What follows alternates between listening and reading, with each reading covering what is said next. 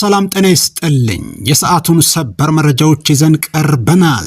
በዚህ የመረጃ ሰዓታችን ወደ እናንተ ከምናደርሳችሁ መረጃዎች መካከል ጠቅላይ ሚኒስትር ዶክተር አብይ አህመድ ከህወሓት ሰዎች ጋር ስለመነጋገራቸው፣ የጠቅላይ ሚኒስትር አብይ አቋም፣ ለትግራይ የተሾመው አዲስ ርዕሰ መስተዳደር፣ በፌዴራል መንግስት እውቅና አቶ ጌታቸው ረዳ ከስልጣን ስለመነሳታቸው፣ የጀነራል ታደሰ ወረደ መግለጫም፣ በመቀሌና በሌሎችም አካባቢዎች የተባባሰው ውጥረት፣ ህወሓት ትግራይን ዳግም ወደ ጦርነት ሊወስዳት እየሞከረ ነው ሲሉ የትግራይ ዴሞክራሲያዊ ፓርቲ ቲዴፓ ማስታወቁ፣ ፕሬዝዳንት አቶ ጌታቸው ረዳ ከጻፏቸው የእግድ ደብዳቤዎች፣ መግለጫዎችና ውይይቶች በኋላ በትግራይ ክልል በቅጽበት ብዙ ነገሮች ተለዋውጠዋል።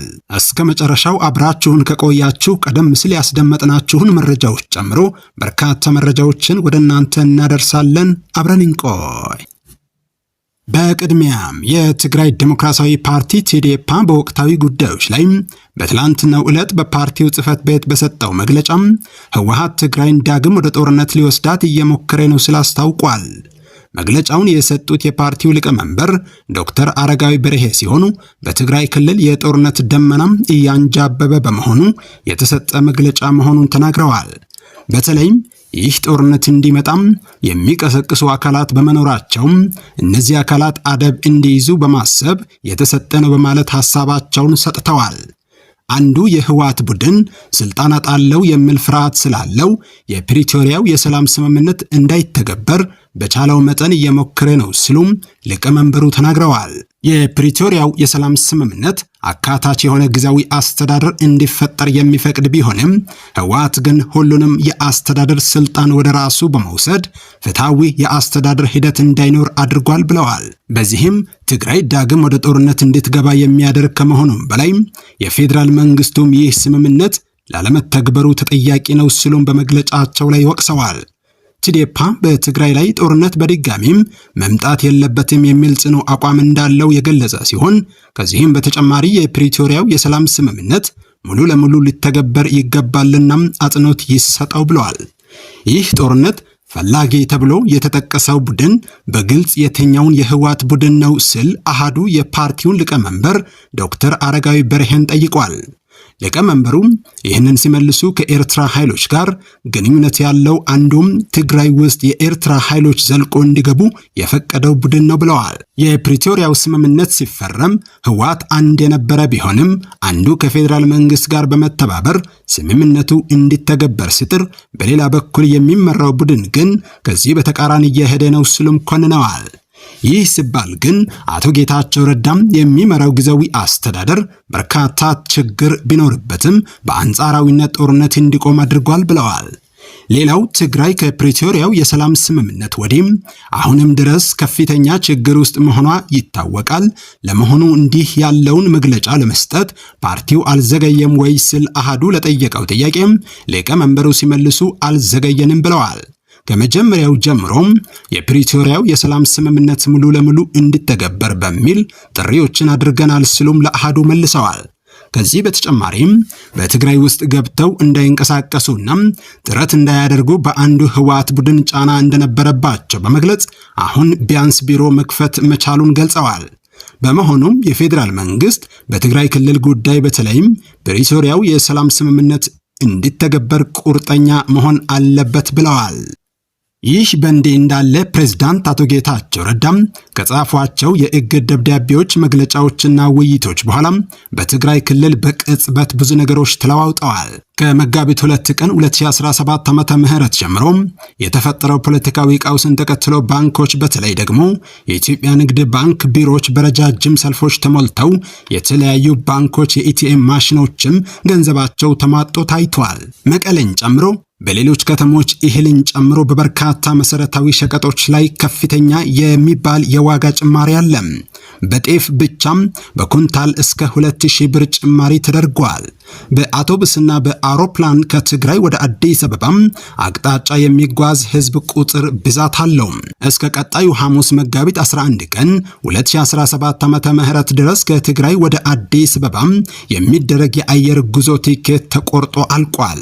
ሰላም ባስ በመሰሉ ትልልቅ የሀገር አቋራጭ የአውቶቡስ አገልግሎት የሚሰጡ የትራንስፖርት ድርጅቶችም እስከ ማክሰኞ መጋቢት 9 ቀን 2017 ዓመተ ምህረት ቲኬታቸውን ሸጠው ጨርሰዋል። የተፈጠረው ውጥረት በሆቴል ቱሪዝም ኢንዱስትሪው ላይ አሉታዊ ጫና ማሳደር መጀመሩን የሆቴል ባለሀብቶችና ስራ አስኪያጆች ተናግረዋል። ውጥረቱን ተከትለው በተፈጠረ የነዳጅ ዋጋ መወደድ ከከተማ ወደ ከተማ የሚደረገው ክፍያ በእጥፍ ጨምሯል።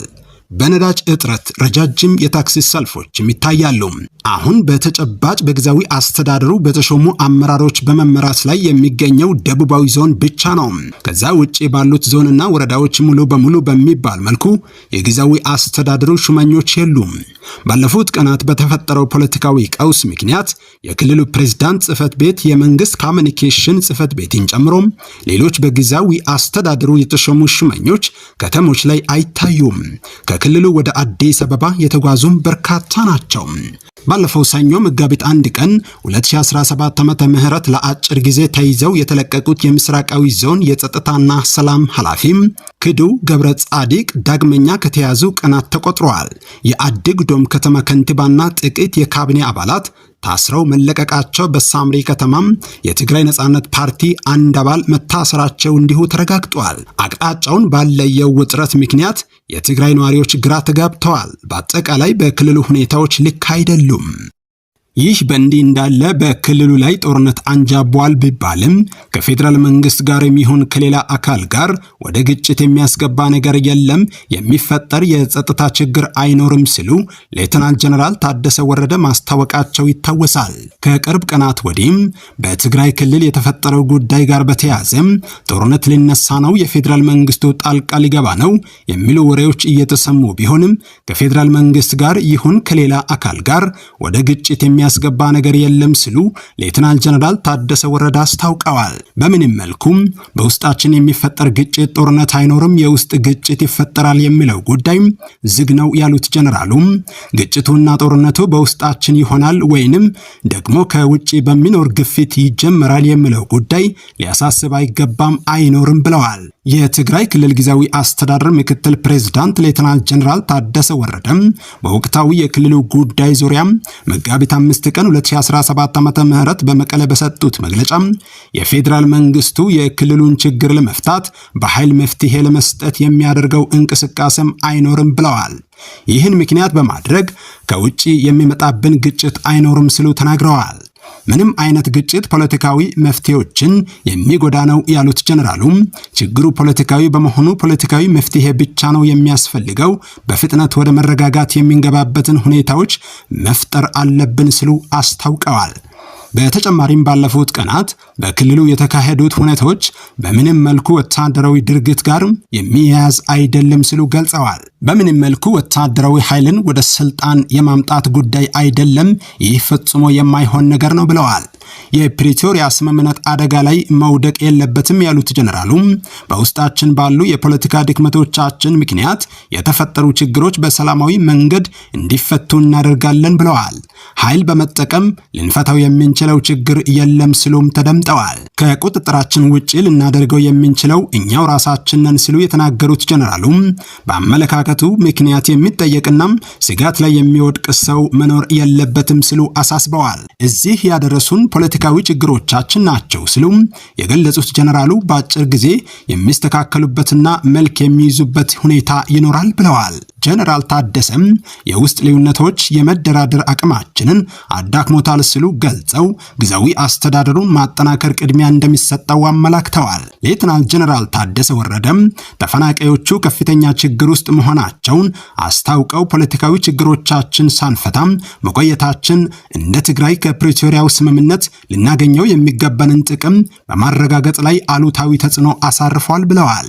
የፖለቲካዊ ቀውሱ ከተፈታ በኋላም የተፈናቀሉ የተፈናቀሉ ዜጎችን ደህንነታቸው ተጠብቆ ወደ ቀያቸው የመመለሱ ጉዳይ ቅድሚያ ተሰጥቶት እንደሚሰራበት አመላክተዋል። በህወሓት አመራሮች መካከል የተፈጠረውን ችግር ለመፍታት የሃይማኖት አባቶችን ጨምሮ በተለያዩ አካላት የተለያዩ ጥረቶች ቢደረጉም ሊሳካ አልቻለም ብለዋል። ችግሩ ከአደራዳሪዎች ሳይሆን ከተደራዳሪ አካላት የመነጨ ነበር ያሉት ጀነራሉ አለመቀበልና እንቅፋት መፍጠር አንዱን ወገን አሸንፈው ለመውጣት ፍላጎት መኖሩ ዋነኛ ተግዳሮት እንደነበረም አንስተዋል። በህወሓት ውስጥ መከፋፈልና የስልጣን ሽኩቻም እየተባባሰ በመምጣቱ መቀሌ፣ አድግራትና አድግዱምን ጨምሮ የበርካታ ከተሞች ነዋሪዎች ስጋት ውስጥ መግባታቸውን የተመለከተ ዘገባም ማቅረባችን ይታወሳል። በመቀሌ ውጥረት መባባሱን ተከትሎም በደብረጽዮን ገብረ ሚካኤል የሚመራው የህወሓት ቡድን የመቀሌ ኤፍኤም 104.4 እና የከተማዋን ከንቲባ ጽሕፈት ቤት መቆጣጠሩን መዘገባችን እንዲሁ አይዘነጋም። ይህ በእንዲህ እንዳለ ሌተናንት ጀነራል ታደሰ ወረደም የትግራይ ክልል ጊዜያዊ አስተዳደር ፕሬዝዳንት ሆነው እንደተሾሙ ቡክማል አረጋግጧል። የቀድሞ የትግራይ ክልል ጊዜያዊ አስተዳደር ፕሬዝዳንት አቶ ጌታቸው ረዳም ከስልጣን ተነስተዋል። ብዙዎቻችሁ ይህንን ጉዳይ እንድናጣራ በጠየቃችሁ መሰረት ቡክማል እንዳጣራው ሌተናንት ጀነራል ታደሰ ወረደም የትግራይ ክልል ጊዜያዊ አስተዳደር ፕሬዝዳንት ሆነው ተሾመዋል። የህወሓት ሰዎች ዛሬ በዚህ ጉዳይ ላይ ከጠቅላይ ሚኒስትር አብይ አህመድ ጋር በድጋሚ ይመክራሉ ተብሎ ይጠበቃል። ተጨማሪ መረጃ እንደደረሰን የምናቀርብ ይሆናል። ጀነራል ታደሰ ወረደም መጋቢት 4 ቀን አዲስ አበባ ደርሰው ወደ መቀሌ መመለሳቸው ይታወሳል። ጠቅላይ ሚኒስትር አብይ አህመድ አቶ ጌታቸው ረዳን ከስልጣን አውርደው ታደሰ ወረደን መሾማቸውን ለነደብረጽዮን ማሳወቃቸውን የደረሰን መረጃም ያመላክታል። የህወሓት ሊቀመንበር ዶክተር ደብረጽዮን ገብረ ሚካኤል የሥራ አስፈጻሚ አባሉ አቶ ፍስሐ ጽዮን ትናንት አዲስ አበባም ተጉዘው ነበር። በዚህ ጉዟቸውም ከጠቅላይ ሚኒስትር አብይ አህመድና ሌሎች የብልጽግና ከፍተኛ ባለስልጣናት ጋር በ4 ኪሎ ተገናኝተው መክረዋል። በዚህ ወቅት ሬድዋን ሁሴን፣ ገዲዮን ጢሞቴዎስና ሌሎች ባለስልጣናት የተገኙ ሲሆን መቀለን ለቀው ወደ አዲስ አበባም የሸሹት አቶ ጌታቸው ረዳ ግን አልተገኙም። ጠቅላይ ሚኒስትር ዶክተር አብይ አህመድ በይፋ በቀጣይ ሰኞ ወይም ማክሰኞ ለታደሰ ወረደም ይፋዊ የሹመት ደብዳቤ እንደሚሰጡ ይጠበቃል። ታደሰ ወረደም ወደ አዲስ አበባ በተጓዙበት ወቅት ከጠቅላይ ሚኒስትር ከአብይ አህመድ ከብርሃኑ ጁላና ከሬድዋን ሁሴን ጋር ባደረጉት ውይይት የክልሉ መሪ እንዲሆኑ መወሰኑ ነው የተሰማው።